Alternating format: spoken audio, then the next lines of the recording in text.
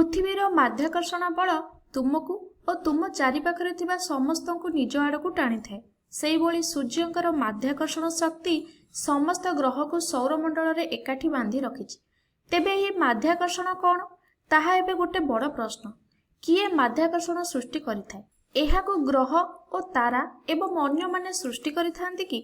एठी आहुरी बहु सारा प्रश्न मन रे आसुछि। घर्षण, टाणीबा बल बा टेंशन, लंब बल एही सब बल को आमे मध्य अनुभव करिथाउ। समस्त बल मौलिक बल नुहंती। समस्त बल प्राय विद्युत चुंबकीय बल होइथांती। तेबे माध्याकर्षण बल कौन ना एहा हेउछि एक प्रकारर मौलिक बल। एठी ताले माध्याकर्षण बल कौन ना जहा दुईटी वस्तु मध्यरे थिबा आकर्षण बल बोली आमे मध्य कहि परिबा। जेपरि कि पृथ्वी और पृथ्वी ऊपर थिबा समस्त जिनिस मध्यरे किछि आकर्षण बल रहिछि। जेपरि कि तुमे, तुम सांग, तुम घर जहाको भी तुमे देखिबो समस्त जिनिस पृथ्वी आड़को आकर्षित होइथांती। काहेकि ना पृथ्वीर एक वस्तुता रहिछि एवं तुमे, तुमर सांग, घर एवं तुमे जहा सब देखिबो समस्तଙ୍କର किछि वस्तुता मध्य रहिछि।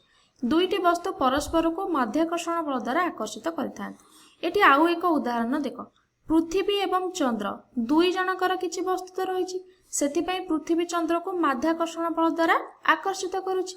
सेहीपरि सूर्य एवं अन्य ग्रह कथा जदि देखिबा समस्तଙ୍କର वस्तुता रहिछि, तेणु माध्याकर्षण बल द्वारा सेमाने मध्य परस्पर को आकर्षित करिथांती। एठी गोटे बड़ कथा हैला एही माध्याकर्षण बल दूरता अधिक हेले काम कम करिथाय। ता माने माध्याकर्षण बल एक अस्पर्शक बल अटे। जेपरि कि पृथ्वी चंद्र को स्पर्श न करी मध्य ता उपरे एक बल प्रयोग करिथाय। एठी आमे कल्पना करी देखिले एही बोली चित्रटे हमकु मिलिबो।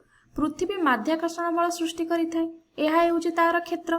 एहा ता चारि पाखरे एही बोली सृष्टि होइकि थाए। जेतेबेले अन्य कोनोसी वस्तु सेही माध्याकर्षण क्षेत्र संस्पर्श रे आसे बा मने कर चंद्र, एहा जेतेबेले एही क्षेत्रर संस्पर्श रे आसीबो से एक बल अनुभव करिवो। एही बल हमकु माध्याकर्षण क्षेत्र द्वारा अनुभूत होइताय। तेबे एठारे एही माध्याकर्षण क्षेत्र को नै तुम मनरे बहु सारा प्रश्न आसुथिबो। एहा विषय रे आमे आउ एक वीडियो रे पढिबा।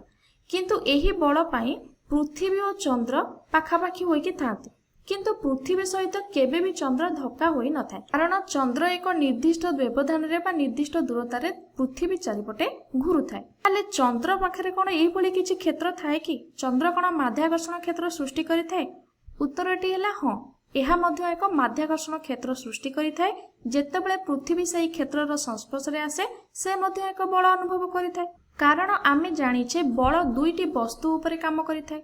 तेणु पृथ्वी और चंद्र परस्पर को समान किंतु विपरीत बल द्वारा आकर्षित करिथांती। एबे आउ एक बड़ प्रश्न हैला एही बल शक्ति केते बा एही बल शक्ति काहा उपरे निर्भर करिथाए? जेहेतु माध्याकर्षण बल वस्तुत द्वारा सृष्टि होइथाए, तेणु केते शक्त हेबो ताहा मध्य वस्तुत उपरे निर्भर करिवो।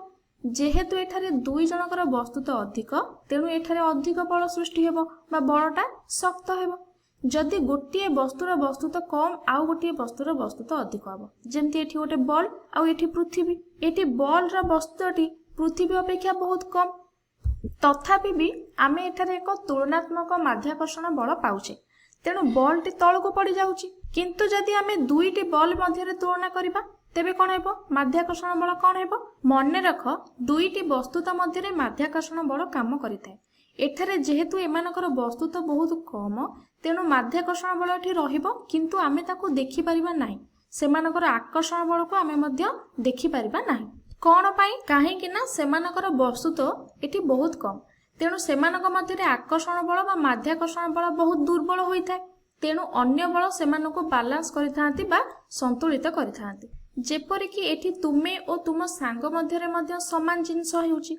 तुम दुई जनक मध्यरे निश्चित माध्याकर्षण शक्ति अछि बा माध्याकर्षण आकर्षण रहिछि, किंतु सेमानकर जेहेतु एमानकर वस्तु तो बहुत कम, तेणु एठारे बल भी कम अछि। तेणु आमे एठी तांकु देखि पारुनी। एठी घर्षण बल सेमानकु बालांस करूची बा संतुलित करूची। एबे तुमे एठारे प्रभाव को बिल्कुल भी देखि पारु ना।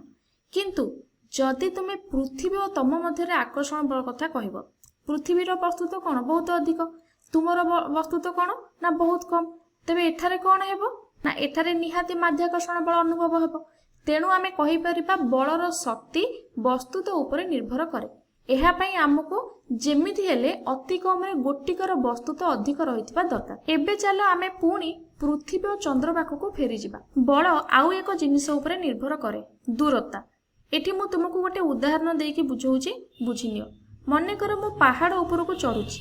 ତୁମେ ନିହାତି ଭାବୁଥିବ ଯେହେତୁ ମୁଁ ପାହାଡ଼ ଉପରକୁ ଯାଉଛି ତେଣୁ ପୃଥିବୀର କେନ୍ଦ୍ରରୁ ମୁଁ ବହୁତ ଦୂରକୁ ଯାଉଛି, ତେଣୁ ନିହାତି ମାଧ୍ୟାକର୍ଷଣ ବଳ ଏଠାରେ କମ ହେବ ବା ଦୁର୍ବଳ ହେବ।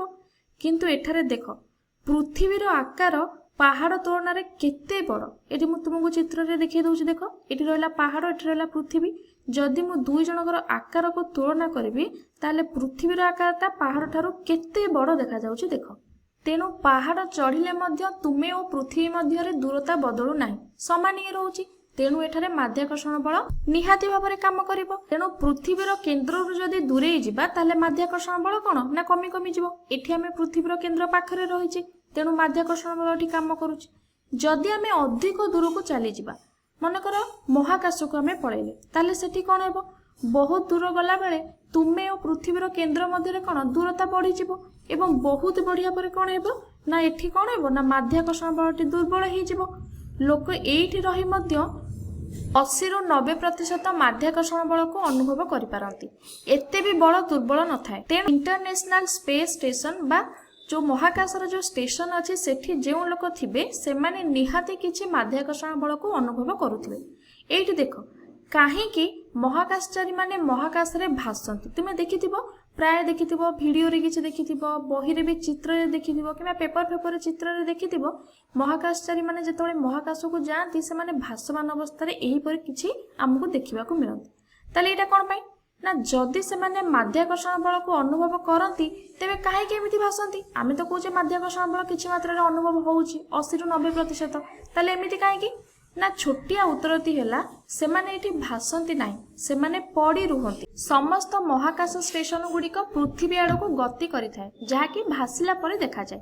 एवं काहेकि यह पृथ्वी सहित धक्का हो नाही, काहेकि ना चंद्र परि यह मध्य पृथ्वी पाखरे बहुत अधिक परिवेगरे गति करुथाय। जदि एठारे माध्याकर्षण बल काम करू नथांता तेबे यह पृथ्वी चतुर्पार्श्वरे एपरि घूरु नथांता।